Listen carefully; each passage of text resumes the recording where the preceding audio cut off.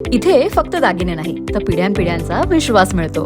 परंपरेची झळाळी आणि विश्वासाची खात्री. कैलास अडगावकर ज्वेलर्स, दत्त मंदिर bus stop, Nashik road. 30 April रोजी प्रभाग समिती सभापतींची निवड झाल्यानंतर स्थानिक पातळीवरील प्रश्न मार्गी लागतील आणि विकास कामांना गती मिळेल अशी नागरिकांची अपेक्षा होती. मात्र 2 महिन्याहून अधिक काळ लोटूनही अनेक प्रभाग समित्यांच्या नियमित बैठका झाल्या नसल्याची चर्चा आहे. तसेच नागरिकांच्या समस्या आणि स्थानिक विकास कामांशी संबंधित महत्त्वाचे प्रस्ताव समितीपुढे आले नसल्याचे समोर येत आहे. सातपूरचे नवनियुक्त प्रभाग सभापती समाधान देवरे यांनी पदभार स्वीकारल्यानंतर तत्परतेने प्रभाग समितीच्या सभागृहाची दुरुस्ती करून घेतली.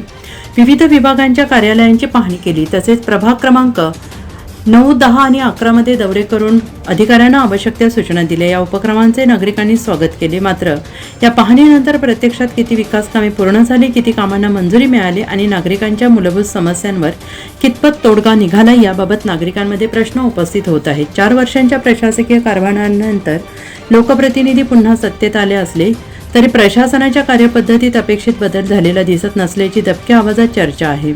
प्रभाग समितीच्या नियमित बैठका घेऊन विकास कामांबाबत ठोस निर्णय होणे आवश्यक असल्याचं मत नागरिक व्यक्त करत आहेत. याशिवाय निधीची कमतरता असल्याचे सांगितले जात असताना केवळ पाहणी दौऱ्यांवर भर का दिला जातो आहे असा प्रश्न नागरिक विचारत आहेत. विकास कामांना प्राधान्य दिले जाणार आहे की केवळ दौरे आणि प्रसिद्धीपुरतेच काम राहणार याचे उत्तर नागरिकांना अपेक्षित आहे. दरम्यान विधान परिषद निवडणुकीच्या आचारसंहितेच्या काळात प्रभाग सभापती कार्यालयाचे उद्घाटन आणि सत्यनारायण पूजा झाल्याची चर्चा नागरिकांमध्ये आहे. या संदर्भात नियमांचे पालन झाले होते का याबाबत स्पष्टीकरण अपेक्षित असल्याचं काही नागरिकांचं म्हणणं आहे.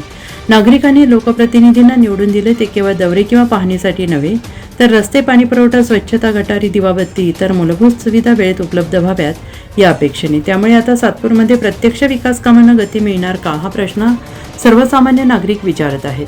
NCN न्यूजसाठी प्रतिनिधी सिद्धार्थ लोखंडे, सातपूर.